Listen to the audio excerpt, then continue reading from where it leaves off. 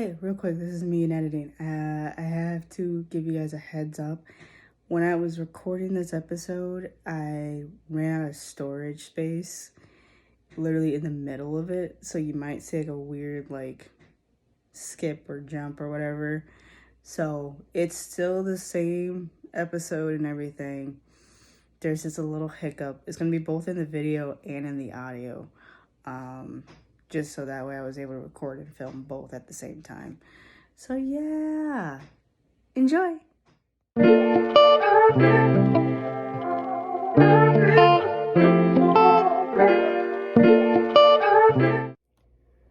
Welcome back, everyone, to another episode of Chilling with Jazz on the podcast, and it's your girl Jasmine Christine. Today's episode, man, I want to talk about something that is going on personally in my life, and it's a little life update. Personally, I cannot express you how fucking hard and difficult it is to try to sue your landlords. Man, oh man, the stress is real. Thank God for my music and the things I love to do with music. Otherwise, I would lose my mind. I kid you not. So, in between all the craziness with this housing situation, I decided to quit my last job. And I was jobless for about a month and a half. And I was like, we need some mental health reset and some time to ourselves to figure out a lot of shit. And it was very therapeutic. And I'm like working on finding a new therapist, just like the whole 9 yards. So I finally did get a new job. It's at a pizza joint here in Minnesota. And I am like, okay, I think we found pretty much like my forever spot. Like, I'm not leaving anytime soon. So in between that, getting the new job, getting a new schedule, adjusting to that schedule, I have this housing thing going on in slumlords. Now, if you don't know what a slumlord is, it's basically a landlord that doesn't... What's the best definition I can come with? I'm trying to come up with a definition off the top of my head. I know there is a definition. Go search it up on Google if you want a more accurate definition. But just to give you like a shooting off the hip definition, basically a slumlord is someone who, you know, in a sense, sometimes overcharges for rent, doesn't take care of the property the way it should be taken care of. And more importantly, doesn't make sure that the tenants are taken care of when it comes to issues in their own space and like in their home and everything. So that leads me to the next thing. I moved in here in July of 24, so just last summer, at the very end of July 31st. I was like, hey, I really need to move. Is there any way I can move it up to the 31st instead of waiting a few extra days? I was gonna move in like August 4th or some shit, but I moved it up early. They're like, sure. I had everything to go. I paid for the little bit of July's rent, plus my first month's rent, all the good shit. We were under a company called Blackbridge. Now, I was like, this is fine, this is cool, I can work with them. Never heard of them in the past, but they seem like they might be some good people, so on and so forth. I get through the summer, I get settled into my apartment, and they start turning on the heat in October. We did have some our cold days coming in, but we also had like random sporadic hot days still. Like we still had like 80-degree days going on here in Minnesota. So, but the heat was on. So I was like, okay. We finally get into our cold season and into winter, going into November. And I notice that I have no heat a good majority of the month, but more particularly right around Thanksgiving weekend. So that was right before I had decided to quit my last job, and I was like, Dude, I was dreading going home and all these different things. I was freezing. Like everything to the touch in my apartment was freezing. And so like I have a lot of instruments in here, stuff that's metal, like my microphone here. So everything in here is just like just cold to the touch. I was like, this is not gonna work. And so you can hear right now the pipe in my kitchen is clanking and making all this noise because it's about to turn on. The radiators in both my living space behind me and in my bathroom are going to turn on here in a bit. So that's it doing its thing. It wasn't doing this back in November, funny enough. So I proceed on, I pay for December's rent, and we go through the December, several cold snaps in December where we also didn't have heat. January rolls around. I'm like, I don't know how I'm gonna pay January's rent. I mean, I'm able to pay January's rent, and like, not even a couple of days after our, like, we have a late period, like a grace period. We have until the 5th before they slap a late fee on. I get an email saying something about an eviction notice. Crazy enough, obviously this is more of a scare tactic. And by the way, this is not with the same property management company. This company that I had before when I moved in, Blackbridge, gets fired right around Christmas before the new year, and Quadrell, the main property management owners or whatever, takes back over and running this particular apartment complex. And I'm thinking to myself, what the fuck kind of crazy switch in around kind of shit are y'all doing? Like, I was actually getting pretty pissed off. I'm like, what the hell's going on? So Quadrell decided, instead of emailing me and checking in and saying, hey, like, what's going on? We see you haven't paid for January's rent. We have already, late fee, all that shit. They just sent me a 14-day eviction notice. Of course, I panicked because I'm like, this is my very first apartment. I can't have this on my record, blah, blah, blah, blah. We get through the hump, and then the weekend of like the 17th, so that Friday and then that Saturday, the 18th, I was down in St. Peter, thank heavens, that Saturday night and that Sunday, because I had a music audition. But even when I came back, we still had like 5 to 6 days of no heat and no water. I came home from being down in St. Peter to like this tiny like freaking heater that draws up a lot more electricity than anything in my home, and jacked up my electricity bill. And not just mine, fellow neighbors who were also going through the cold snap. Because funny enough, it wasn't even just myself, it was like everybody in all 3 buildings. And there was also like at one point where when we all had no water, some of us even had no hot water. So like that was just making that whole situation worse. But yeah, we had these like heaters, these little portable heaters, and it didn't do jack shit. Like, it was really hard to warm up the apartment with this tiny little space heater. And I guess like a pipe had burst down in the boiler room, all this other mess. They're doing a very shitty, lackluster job of communicating with us on what's going on. So fellow tenants started leaving handwritten posters down in the lobby talking about, having no heat is a problem, all these different things. And, I tagged in on it, and I'm like, they had fixed it coming out of that weekend. And it's like, yeah, it may be fixed, but it's not permanently fixed. Like, we still should form a tenants union, and that's exactly what we did. We now have a tenants union at my apartment complex.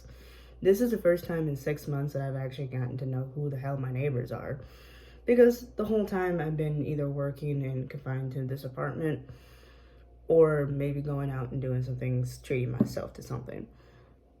It is just absolutely crazy how I'm finding out from other tenants, one of my neighbors across the hall from me, that this has been an issue since last winter.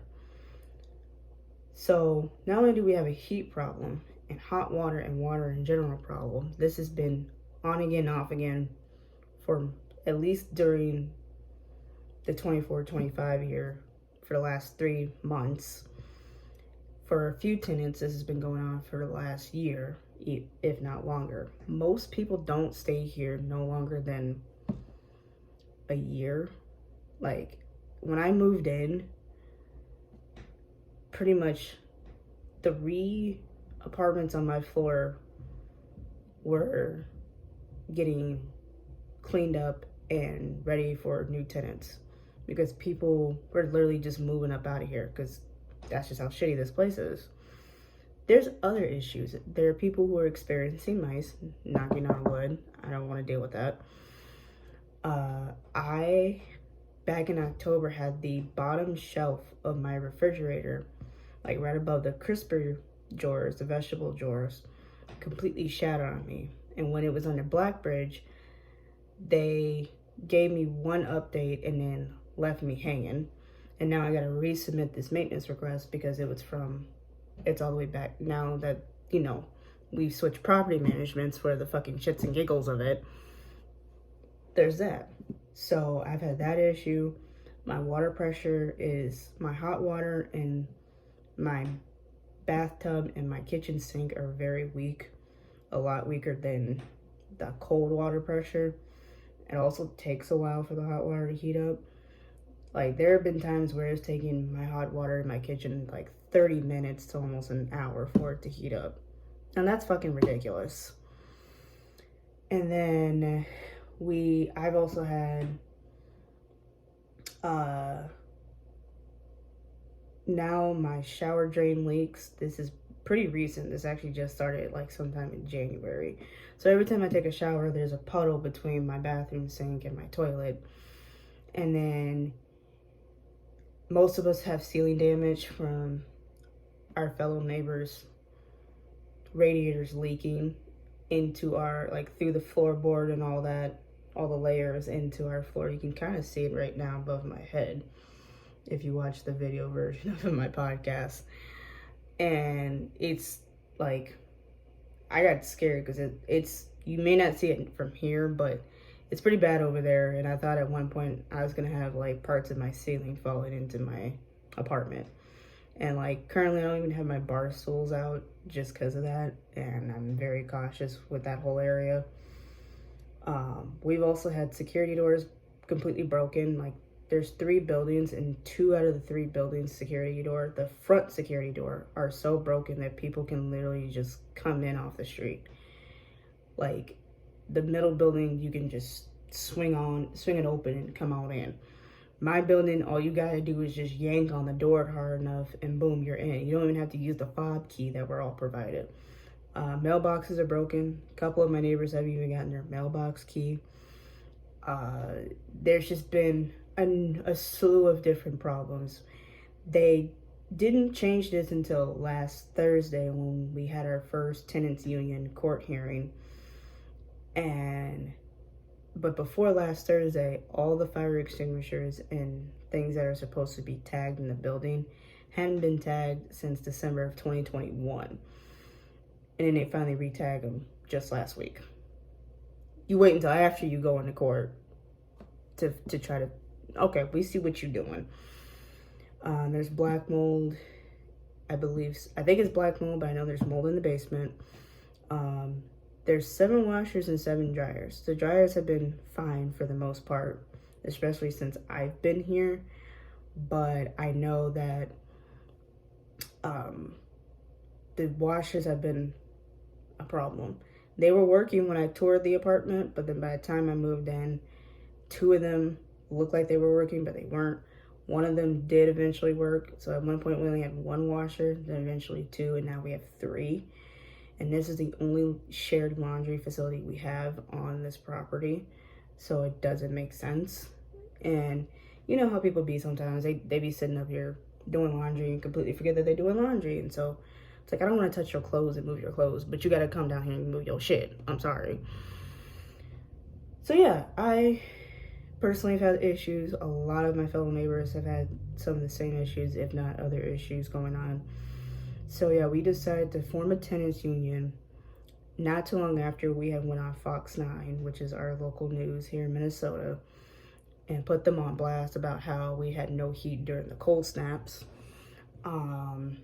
We had our first court hearing last Thursday, and then we had another one today that was, or technically yesterday on Tuesday, the 11th, that was a follow-up to make sure that the judge was checking in, or the referee, whatever we're calling him, to check in with Quadro.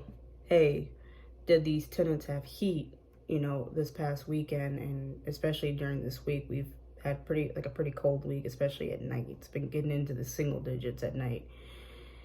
And I've had heat. That's why you hear all that clanking. The problem is it gets really hot in here and really stuffy in here. And there's been a couple of times that I've had to sleep on top of my bed because I have an electric blanket, which I do keep turned down. But still, I'm like, I'm hot. I'm burning up. I cannot sleep under my covers. I have the radiator right by my head, the pipe on the other side of the wall in the kitchen, and then the radiator in my bathroom. It is just that hot and uncomfortable. So it comes on, and it does like this thing where it like comes on. At first, it was coming on between 3 and 4 o'clock in the morning for about an hour. And then it would come back on 12 hours later, right around the same time in the evening, around 3 or 4. Same ordeal, and then shut off. Lately, it has been coming on a lot more. And then shutting off, sometimes it doesn't hiss as loud or as obnoxious as it usually does. The part you're hearing now, all that clanking, that is the pipe like preparing to, oh, I'm about to turn on. There is no happy medium. There's literally, you either burn the fuck up or you're freezing your damn ass off. There's no happy medium with this heat. We have no thermometers in our apartment. A lot of neighbors of mine have like thermometers that they bought in the store to read the temperatures in their apartment. If you don't know, in the state of Minnesota, an apartment has to be at 68 degrees. That is the temperature, the set temperature. Anything below that is considered obviously cold and basically unlivable or whatever to maintain a live in. So yeah, I was up underneath that electric blanket during the cold snap because I'm like, I'm not messing with that whatsoever. So yeah, it was just very annoying to like wake up and be like, this was an apartment that I was so happy for. This is my very first official apartment, like the whole works. And I'm like, I'm in a really great neighborhood, or decent neighborhood. It does get sketchy sometimes, but it's a decent neighborhood. There's so many other apartments nearby. Lots of businesses walkable, even though I don't fuck with Target, but Target's close. I'm very close to the bus line. There's some decent restaurants nearby. It's easy for me to get to work. It's literally one bus, which is just the biggest and most important ideal thing for me. But I'm like, I don't know how I can continue living here with all these issues. Granted, like I've said before, yes, we're suing them and we've taken them to court. After today's hearing, I found out that I didn't go, one, because it was 9 a.m. 2, even though it was on Zoom, my ass was hella tired from last night and not feeling the greatest. So I was like, I'll find out through the chat what happened. We'll find out then, and only then. But yeah, I found out that we are now going to trial as a tenants union. I can also file an ETRA, which is an emergency tenants relief action or remedy. I don't know if it's relief or remedy, but it's something in that nature. Where as an individual, I can have my own lawsuit in case and everything, which I will eventually do. I just have not done it because, one, there's a fee when applying, and mama doesn't get paid just yet. She get paid soon, but not yet. And 2, I need to make sure my evidence is gathered up and like things are timed out correctly. And I also need to make sure my ducks are in a row because I do owe still for January's back rent and utilities. So I have back rent that needs to be taken care of, and plus February, because I wasn't able to put February rent in escrow. Fun fact, if you ever think about putting your rent in escrow, if you're new to this and you've never, you're like, oh, I need to put my rent in escrow for whatever reasons, you can do that. But you gotta make sure that you are caught up on any back rent. That way, everything's set in stone. So do not worry, I will make sure things are taken care of and taken care of soon. With that being said, I already was like, I have plans. My plan is to put my rent in escrow for March and just bust my ass working and plan to move before my lease is up. Or at least move right after I won't be renewing my lease. And there's already 3 people who have moved out or are about to move out because they're like, I'm not gonna put up with this bullshit. But they're still rallying together with us for a tenants union. And like I said, they have, there's individual cases. There's at least 8 to 9 individual cases. Housing court sees us, and it's like DJ Khaled, another one. Okay. Okay, I just had to say that. I'm sorry. So it's like housing court knows what's going on. We've also gotten a chance to talk to like city council members. I think like people who are running for mayor, things of that nature, who are hearing our story and whatnot. And the crazy thing is, Quadrell owns at least like 8 to 9 properties here in Minnesota. They're based out of fucking Chicago. So that's another reason why I don't believe that a lot of things will actually get done or fixed, whether it's as we lead into this trial or after and we win the case. Because I'm sorry, you're based out of Chicago, which means you're probably more focused on your properties down there or whatever other states you have property in, including you have property up here. Like the first tenants union hearing we had, they just like got this guy who obviously didn't know what was going on. He was not the lawyer, but he like worked for the company. Then apparently for the second hearing, just on Tuesday, they had their lawyer there, but it's one of those situations where once again they're not fully prepared about what's going on here, and they weren't also prepared to deal with the fact that there's like 40-some people in this tenants union. We have a group chat that we communicate on and everything, and we're making our plans, and I'm excited for that. I'm not going to get into detail because I don't want it getting out there. So it's just mind-boggling how messy this has gotten and could have seriously been avoided if things were properly fixed. Worst case scenario, obviously housing would have to be provided for us, but worst case scenario would be, if we were to win and they come through and do an inspection and say all this heating needs to be changed out, the piping, that's a full gut. And obviously no one can live in a gutted apartment, which would mean they would probably just condemn it. But hopefully we can figure something out, and maybe there might be a way to not have that happen. The reason I wanted to talk personally about this stuff was because my advice for anyone who is young is, number one, don't be afraid to do your research. Don't be afraid to ask help, and don't be afraid to get to know your neighbors. One thing we pointed out in our very first tenants union meeting was that I think Quadrell has a tendency to aim for a lot of young people like myself. There's a lot of young people who live in this apartment complex, and they know that we work a lot, or we might be in school and working, and to pay for this apartment. I don't pay much for this place. I really don't. I pay under $1,000, which I am beyond grateful for. And a lot of us are. And it's hard to find a decent apartment for a reasonable price in today's world and economy, and especially up here in Minnesota, because it can get pricey here in Minnesota. It can especially get even more pricey here in Minneapolis. Not as pricey as like the suburbs, but still up there. So, you know, I feel like they used us as a way to be like, you know, oh, they're never going to talk to one another. They're never going to, you know, stand up together and fight against us. No, we're sick of your bullshit. I was sick of your bullshit the moment I had issues back in October and they never were resolved. I was sick of your issues when I'm finding out that people put in work orders that are, and then you don't complete them, but then you mark them as completed, or walking into someone's apartment without giving them 24-hour notice.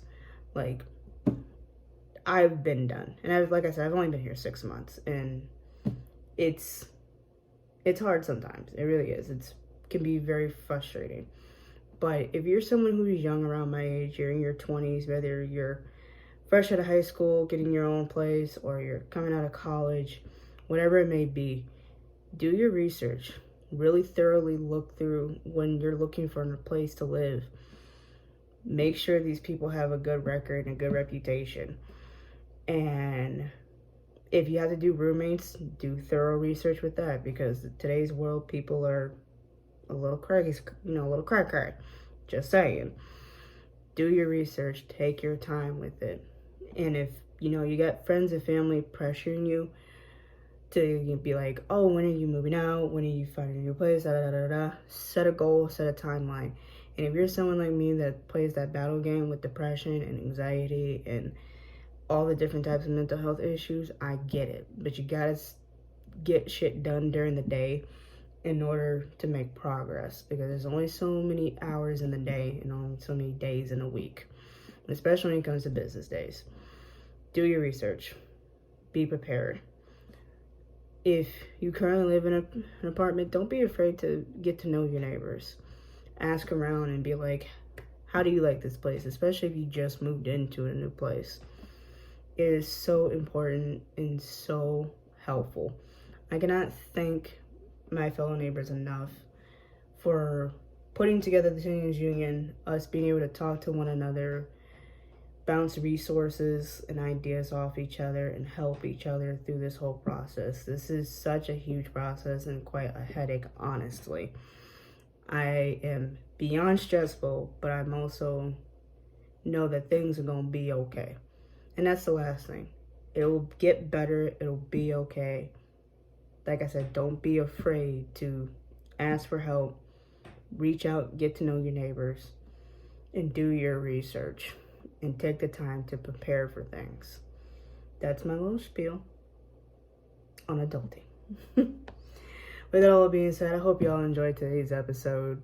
Y'all, if you find a laugh, find a laugh. If you find something and be like, ooh, that's some drama, don't forget to comment, like, share, subscribe, follow, all the good stuff here, either here on YouTube or on my Spotify. In the next week or two, I will start working towards posting on other platforms like Apple Music, SoundCloud, whatever it may be, so that way I can hit a broader audience. As always, it has been so much fun. Thanks again for chilling with Jazz on the podcast. Peace.